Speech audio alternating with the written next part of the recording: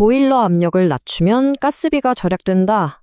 아마 건물 관리하시는 분들이라면 이 말을 거의 정설처럼 들어보셨을 겁니다. 과연 이게 사실일까요?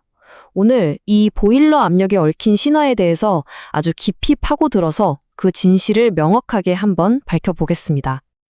네, 바로 이 질문이죠. 아마 많은 분들이 이 질문을 특히 이런 조언의 형태로 마주하셨을 거예요. 그렇죠. 많은 시설 관리자분들이 압력을 낮춰야 가스비가 절감된다는 말을 거의 꿀팁처럼 들어보셨을 겁니다. 보일러 업체에서나 동료에게서 흔히 듣는 그런 조언인데요. 하지만 과연 이 조언이 모든 상황에 다 적용되는 과학적인 진실일까요? 자, 그래서 오늘 우리는요, 먼저 이 조언이 어떤 논리를 가지고 있는지부터 파헤쳐볼 겁니다. 그리고 어떤 경우에 이 조언이 정말 치명적으로 위험할 수 있는지 알아볼 거고요. 또 그 안에 숨겨진 과학적 진실과 현실적인 문제점까지 하나하나 짚어볼 겁니다. 그리고 마지막에는요, 여러분의 보일러에 딱 맞는 최적의 압력을 찾는 실용적인 방법까지 확실하게 알려드리겠습니다. 좋습니다. 이 흔한 에너지 절약 팁의 논리를 본격적으로 살펴보기 전에요, 훨씬 더 중요한 것부터 짚고 넘어가야 합니다. 왜냐하면 이 조언을 절대로 따르면 안 되는 경우가 있기 때문이죠. 바로 증기 흡수식 냉동기를 사용하는 시스템입니다.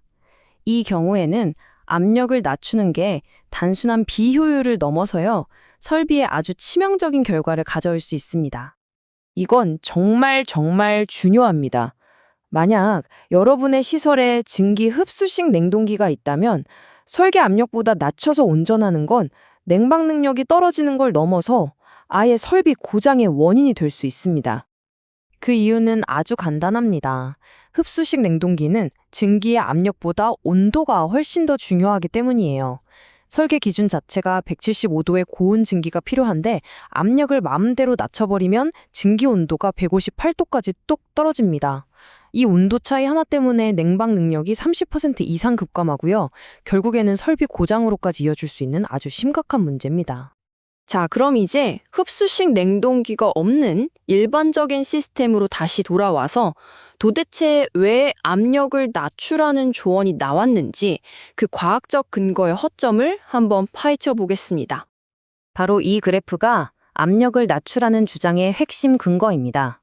그래프를 보시면 압력이 낮은 0.3메가파스칼 증기의 잡열이 0.5메가파스칼 증기보다 아주 약간 더 높게 나타나죠. 이 잡열 데이터만 딱 놓고 보면 저압으로 운전하는 게 더 효율적이라는 주장이 꽤 그럴듯하게 들립니다. 과연 그럴까요? 우리가 실제 설비에서 활용하는 에너지가 정말 이 잡열뿐일까요? 여기에 바로 함정이 있습니다. 핵심은 바로 총 사용 가능 열, 다른 말로 엔탈피입니다.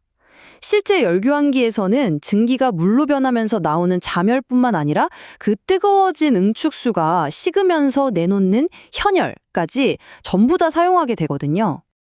자, 바로 이 슬라이드가 모든 오해를 풀어주는 결정적 증거입니다. 실제 설비처럼 응축수에서 나오는 현열까지 모두 포함한 총 에너지를 비교해보니 결과가 어떻게 됐나요? 오히려 압력이 높은 0.5메가파스칼 증기가 더 많은 에너지를 전달합니다. 잡열에서 보였던 그 작은 차이가 현열을 더하니까 완전히 역전돼 버린 거죠. 이 표의 데이터를 보면 더 확실해집니다. 맨 오른쪽 총 사용 가능열을 보세요. 0.5메가파스칼 증기가 더 높은 값을 가지죠. 따라서 일반적인 난방 시스템에서는 압력을 낮추는 것이 에너지 효율 면에서 명백한 손해라는 결론이 나옵니다. 그런데 이야기는 여기서 끝나지 않습니다. 저압 운전은 이런 에너지 효율 문제뿐만 아니라 다른 현실적인 문제들도 일으키거든요. 특히 구형 온오프 방식의 보일러에서는 저압 운전이 더 큰 문제입니다. 자동차가 섰다 가다를 반복하면 연비가 나빠지잖아요. 보일러도 똑같습니다. 껐다 켜질 때 연료를 가장 많이 쓰거든요. 설계 압력으로 운전하면 압력 편차가 커서 한번 켜지면 오랫동안 효율적으로 가동이 돼요.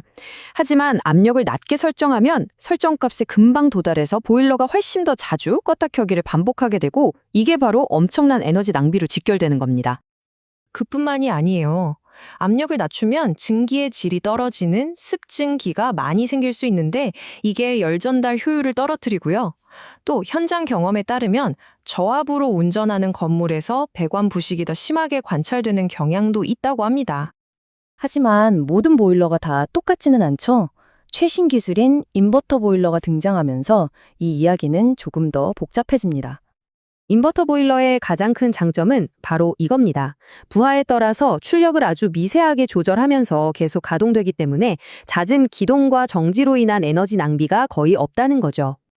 그래서 인버터 보일러의 경우에는 무조건 설계 압력이 정답이다라고 말할 수가 없습니다. 건물의 증기 사용 패턴에 따라서 오히려 압력을 조금 낮추는 것이 더 효율적인 최적점이 존재할 수 있다는 겁니다. 자, 그럼 지금까지의 내용을 싹 종합해서 최종 결론을 내리고 여러분이 지금 바로 뭘 해야 하는지 그 조치에 대해서 말씀드리겠습니다. 결론은 아주 명확합니다. 흡수식 냉동기가 있거나 구형 온오프 보일러를 사용하신다면 압력을 낮추면 에너지가 절약된다는 말은 거짓입니다. 반드시 설계 압력으로 운전하셔야 하고요. 하지만 최신 인버터 보일러를 사용하신다면 이 조언은 사실일 수도 있습니다. 여러분의 건물에 맞는 최적점을 찾아야 하는 거죠.